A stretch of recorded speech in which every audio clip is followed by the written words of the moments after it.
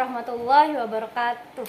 Waalaikumsalam warahmatullahi wabarakatuh. Perkenalkan, nama saya Nadia Sita Maharani. Saya Ristia Rahma Pratama. Kami dari semester 7 ruang 611 pemasaran ingin kita akan berdiskusi tentang apa pengertian asuransi, tujuan asuransi dan manfaat asuransi, dan kita akan berbincang tentang BPJS Kesehatan, asuransi BPJS Kesehatan. Pertama-tama saya akan memberikan pertanyaan kepada saudari Ristia. Kalau pengertian asuransi itu apa sih? Kalau menurut saya pribadi, asuransi itu adalah perjanjian dua belah pihak antara penanggung dan tertanggung gitu. Kalau tujuannya? Sedangkan tujuannya itu untuk memperoleh ganti rugi atas risiko finansial yang mungkin baru saja atau akan saja terjadi gitu.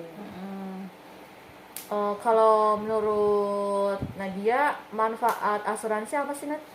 Kalau menurut gue sih manfaat asuransi itu untuk investasi, untuk tabungan.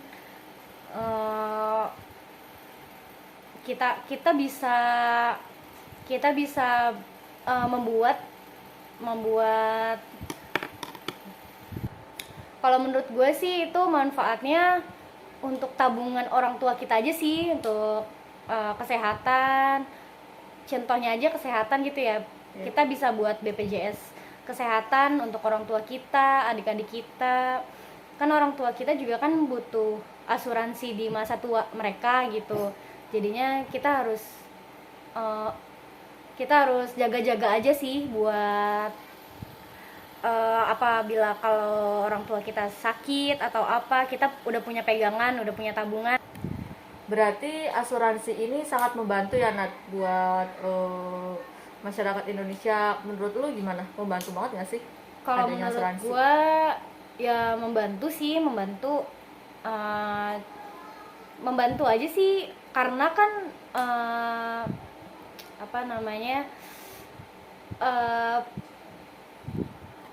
karena kan preminya yang dibayar itu kan sedikit, maksudnya nggak terlalu banyak. Kalau untuk BPJS Kesehatan ya, kalau untuk orang tua kita itu preminya hanya sedikit, nggak terlalu banyak. Kita sebagai mahasiswi yang udah bekerja, kalau bisa sih kita kan ditanggung BPJS oleh perusahaan ya. Iya. Gitu. Kalau bisa kita membuka lagi untuk orang tua kita gitu, itu bisa membantu banget sih untuk masyarakat, khususnya gue sih sebagai mahasiswa. Menurut lu nih, Nat, asuransi ini terdapat beberapa golongan gak sih? Kayak misalkan bermacam-macam gitu. Preminya, kalau misalkan preminya ada sih golongan 1, 2, 3. Kalau yang 1 sebenarnya sih sama aja. Maksudnya pelayanannya sama aja kalau semua BPJS itu, BPJS Kesehatan. Nah, yang membedakannya ini apa, Nak, nih, dari golongan-golongan, dari kan katanya gue dengar ada 3 golongan. Nah, pembedanya ini apa nih dari golongan 1, golongan 2, golongan ketiga itu kalau menurut gue sih dari biaya ya. Maksudnya yang kalau memang kurang uang, maksudnya finansial kita kurang, itu lebih baik di golongan 3 aja. Tapi kalau misalkan finansial kita cukup, itu lebih baik yang kelas 1 istilahnya gitulah kalau untuk BPJS Kesehatan. Kalau kalau biaya golongan 1, 2, 3 itu berapa sih, Nat? Kalau yang gue baca sih ya, kalau golongan 1 itu 150 per bulan. Kalau golongan 2 100.000. Kalau golongan 3 itu 35.000. Iya gitu. Makanya kalau misalkan finansial kita kurang, lebih baik yang golongan 3. Tapi kalau misalkan finansial kita cukup, keuangan kita cukup tiap bulan, lebih baik golongan 1. Gitu. Lu punya pengalaman gak sih, Nat? Entah itu lu pribadi atau keluarga lu, mungkin kerabat lu, tentang penggunaan BPJS ini? Kalau penggunaan BPJS ini gue pernah ngalamin. Nenek gue sakit ya. Nenek gue sakit terus pakai BPJS kesehatan, tapi dia kelas ketiga.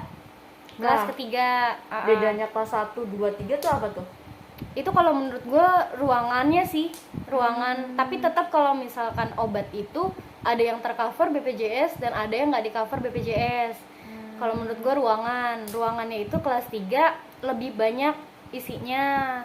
Kalau ruang ke-1 itu sesuai aturan dari rumah sakitnya juga sih. Kalau misalkan di ruang kelas 1 itu isinya ada 4 orang, ya di situ ruangannya. Tapi kalau misalkan kalau kita kelas 3 itu bisa ber-8 juga bisa. Tapi kalau enak ya di kelas 3 itu kita misalkan mau naik ke kelas 2 atau enggak ke kelas 1 itu tinggal berbayar aja. Karena kalau misalkan kelas 3 itu memang tiap bulannya murah. Dan sesuai kelas juga kalau ruangan di rumah sakitnya. Jadi kalau misalkan kita di ruang kelas 3 ini pengap atau nggak ada AC, nggak ada apa gitu fasilitas kamar mandi yang misalkan di kelas 3 ini BPJS-nya kotor kamar mandinya, kita bisa naik ke kelas 2 atau enggak ke kelas 1. Itu kita lebih bayar aja gitu, jadinya kita nambahin uang aja, uang pribadi kita gitu. Oh, jadi langsung ngasih uang aja gitu buat nambahin? Iya sih, gitu. kalau menurut gak gue harus persyaratan gitu, cash uang aja, jadinya biar kita per bulannya juga enak bayar BPJS. Kalau misalkan memang pelayanannya di kelas 3 pasiennya pada gimana berisik atau apa, kamar mandinya kotor, kita bisa naik tingkat, istilahnya begitu. Oke. Kalau lu sendiri pernah nggak sih pakai asuransi BPJS kesehatan di rumah sakit manapun? Sejauh ini nggak pernah sih. Nggak pernah, kenapa? Nggak tahu ya, ada asuransi mah, cuma kayaknya lebih enakan pakai cash gitu. Karena pelayanannya mungkin ya. Kalau misalkan BPJS kan kita harus minta rujukan ke vaskes pertama. Pokoknya diperibet dah, bukan diperibet sih, maksudnya emang aturannya seperti itu. Terus memang aturannya seperti itu dari pemerintah, dan peraturan di rumah sakit juga kan berbeda-beda ya. Iya. Kenapa emang nggak pakai asuransi aja kalau misalkan ada yang sakit atau apa gitu? Kadang suka lupa nggak ingat punya asuransi gitu. Jadi kalau misalkan ada yang sakit, ponakan atau ibu sama papa, jadi kita langsung cash aja gitu, berapanya gitu. Jadi nggak harus ngurus-ngurusin surat-surat ini, karena kan keluarga gue sendiri ya orangnya tuh yang nggak mau ribet gitu. Tapi kan itu dari pemerintah harus wajib. Kenapa lu nggak mau pakai gitu maksudnya? Bukannya nggak mau pakai, mau, cuma untuk sekarang enggak gitu. Untuk sekarang enggak. Belum gitu. Asuransi lain pakai? Nggak tahu. Dari ayah ya? Iya. Dari kantor? Iya. Nih Nat, gue mau nanya nih, kan lu kerja di klinik udah berapa tahun? Udah setahun sih. Setahun. Lu pernah nggak sih ngalamin kayak pasien bayarnya lewat BPJS gini, itu ada yang bikin lu greget gak sih? Maksudnya gimana ya, bikin lu kesel karena kenapa banyak komplain gitu? Komplain dalam masalah apa? Pembayaran? Iya, pembayaran lah, dalam tempatnya juga gitu. Kalau di klinik gue nggak nerima pembayaran sih. Pembayaran mereka kalau misalkan kita input ke komputer, terus mereka ada penangguhan peserta, itu beda lagi ceritanya. Biasanya kan kalau di komputer itu kalau belum bayar atau nggak bulan ini belum bayar, itu premi sih, namanya premi juga. itu masalah pembayaran, belum bayar bulan ini. Nanti kita ajarkan gimana cara pembayarannya biasanya di Alfa, Indomaret gitu, sesuai dari pasiennya juga. Menurut lu nih Nat, pelayanan BPJS sama yang umum Iya, pelayanan BPJS sama umum itu gue nggak pernah ini sih, gue nggak pernah beda-bedain. Kalau memang misalkan mereka umum, ya nggak apa-apa, umum sama aja pelayanannya sama BPJS, karena kan kita menerapkan 5S. apa tuh 5S? Sopan, santun, Oke. sigap, salam, sapa, sopan, santun, satu lagi ada senyum. Makanya gue nggak pernah beda-bedain sih yang mana umum, yang mana BPJS, itu gue nggak pernah beda-bedain, karena dalam pelayanan itu kita harus nomor satu sih kalau menurut gue. Nanti kalau memang misalkan pelayanannya kurang, ya pasti bakalan pada pindah vaskes sih. Yakin sih gue, karena kalau pelayanannya jutek atau apa, itu orang pada pergi, nggak bakalan balik lagi ke klinik itu. Kalau obat-obatan BPJS sama umum itu beda nggak sih? Kalau di klinik gua sih ya memang beda, karena Apa tuh bedanya? bedanya kalau menurut gua, walaupun gua nggak di apoteker ya, maksudnya gua bukannya di bagian apotik, kalau menurut gua beda karena dari segi pembayaran juga, dari segi pembayaran BPJS tersebut. Sama kan kalau Mandiri itu kan cash ya. Iya. Kalau Mandiri itu cash, uangnya kita terima langsung. Kalau BPJS kan enggak. Jadi kalau menurut gue beda. Jadi kalau menurut gue Mandiri itu kayaknya paten deh. Paten. Tapi ada sebagian BPJS yang di cover sama BPJS itu obat paten kok ada. Ada yang kalau untuk tindakan semuanya di cover BPJS sih. Tindakan dari BPJS itu, BPJS kesehatan itu semua di cover, kecuali obat-obatan menurut gua. Tapi gua nggak tahu juga kalau di klinik lain, rumah sakit lain itu guys. Menurut lu perbedaan antara asuransi jiwa sama kerugian apa sih Nan? Kalau menurut gua asuransi kerugian itu nggak ada unsur premi. Tapi kalau asuransi jiwa itu ada unsur preminya. Kita balik lagi nih ya, gue pengen bilang random aja ya. Maksudnya lu tahu nggak sih cara menghitung premi asuransi itu gimana? Setahu gue tuh ada 2 cara Nat. Yang pertama itu pakai hukum bilangan besar, yang dua itu mortalitas. Kalau menurut lu hukum bilangan besar itu apaan sih? Gimana? Kalau menurut gua itu hukum bilangan besar lebih kepada aturan resiko dalam jumlah yang besar gitu Nat. Kalau menurut lu mortalitas itu apa sih? Kalau menurut gua nih, mortalitas itu kan bahasa ininya apa namanya, kematian ya. Contohnya tuh kayak semakin tua maka lebih berisiko gitu untuk menuju kematian. Asuransi Rumah sakit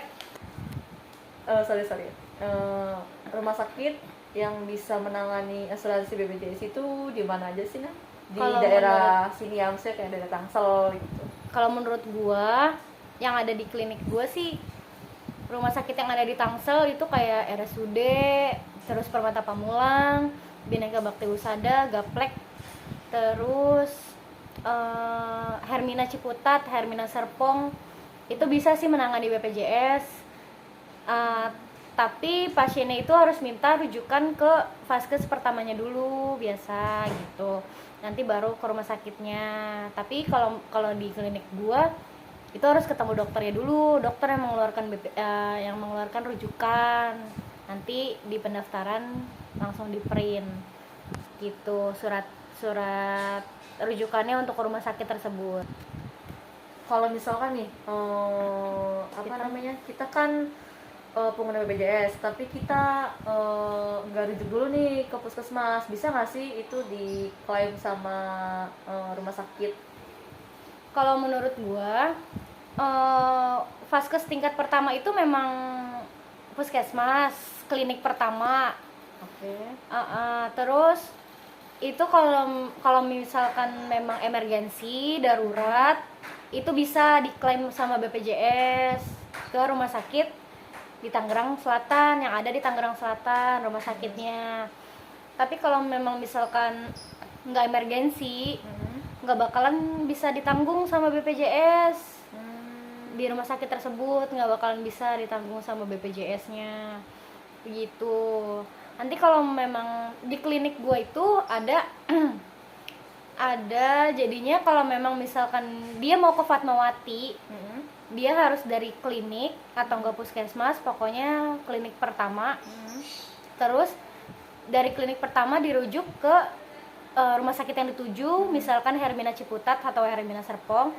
Terus nanti dari Hermina Ciputat atau Hermina Serpong itu minta surat rekomendasi untuk ke Fatmawatinya. Jadinya Fatmawati itu tipe B, rumah sakit tipe B.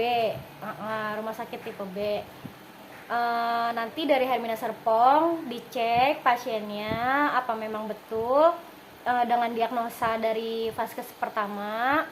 Kalau misalkan memang diagnosanya betul, nanti langsung dioper lagi ke Fatmawati gitu.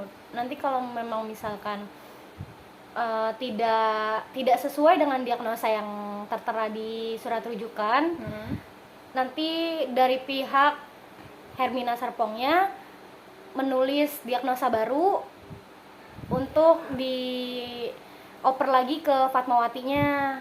Nanti dari Fatmawati pasien minta surat dari Fatmawatinya, nanti kita buatkan dari vaskes pertama itu diagnosa baru gitu jadinya harus, kalau memang misalkan ke tipe B itu jadi harus beruntun gitu, ngerti kan? Jadi harus ke vaskes pertama kayak klinik atau puskesmas, terus ke rumah sakit di daerah tersebut di Tangerang Selatan, contohnya Hermina Ciputat atau Serpong, terus baru ke Fatmawati. Berarti rumah sakit ini ada berapa tipe? Kan kata lu bilang yang Hermina tipe B, kalau tipe A itu gimana? Kalau tipe A kurang tahu sih gue, itu kan setahu gue jadinya klinik pertama itu tipe D. Terus Hermina Ciputat atau Hermina Serpong itu yang vaskes yang selanjutnya itu tipe C. Terus yang mau dioper lagi contohnya Fatmawati itu tipe B. Jadinya gue taunya D, C sama B gitu. Kalau A, kalau menurut gue itu rumah sakit yang udah paripurna deh, yang udah yang udah hype banget gitu, yang udah tingkatan atas, yang udah alat-alatnya udah canggih. Terus yang udah akreditasi, yang itu deh pokoknya yang sempurna, rumah sakit sempurna, yang udah alat-alatnya juga udah lengkap banget. Tapi kan kalau misalkan nih ada orang nih mau melahirkan, bisa nggak sih pakai asuransi BPJS? Bisa kok. Kalau di klinik gua itu puskesmas. Jadinya orang mau melahirkan normal ya. Kalau normal itu di puskesmas. Tapi kalau sesar itu sesuai rumah sakit pilihan pasien. Rumah sakit pilihan pasien. Tapi kalau di gua itu ada Buah Hati Ciputat, Buah Hati Pamulang, sama RSUD juga ada sih. RSUD juga ada. Terus sama Vitalaya Pamulang, itu kalau pilihan untuk melahirkan sesar. Kalau misalkan melahirkan normal di rumah sakit nggak bakal ditanggung sama BPJS.